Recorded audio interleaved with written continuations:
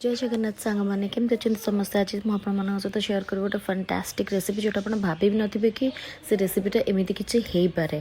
तो मे भी आप जानी मुझे जानी बट यहाँ मत मो सासु ए रिसेंटली मुझे पुरी तो मो सासु मत यहाँ कही तो से जेहतु पंचुक चलती गोटे हबिष डालमा सहित गोटे जो अरुआ अन्न घी ता सहित ये कदली भजार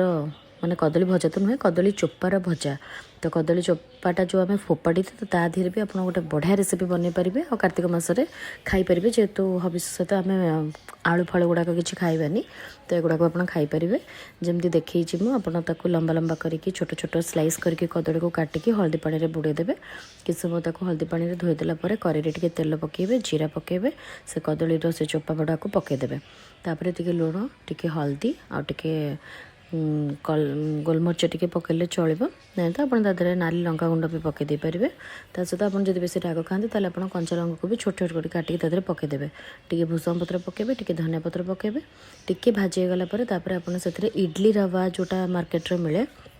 ସେଇଟା को आप यूज करेंगे ना तो जब आप घरे चाउल गुंड को आप खुरदरा करके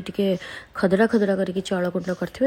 आप भी यूज करेंगे बट नॉर्मली इडली रवा टी आनीदे चलो सुजी पकेले टे टेस्ट भल आसेनी किंतु इडली रवार से चाउल गुंड थाए ना तो टे क्रिस्पी लगे तो भल लगे जिते सेटा को करेंगे आप भाजी भाजी भाजी भाजी चलिए जो 95% तक कुक होपर देखिए कि से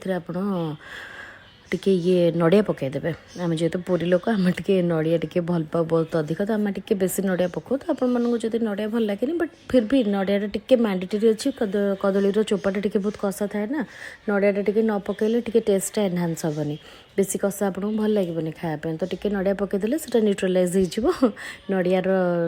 मिठासटा और कदली चोपार कषापणटा तो आप गोटे भल रेसिपी थ्रू पाइबे गोटे भल अरुआ भात ता देहरे टिके घी ता सहित टिके हबिष डालमा ओ खटा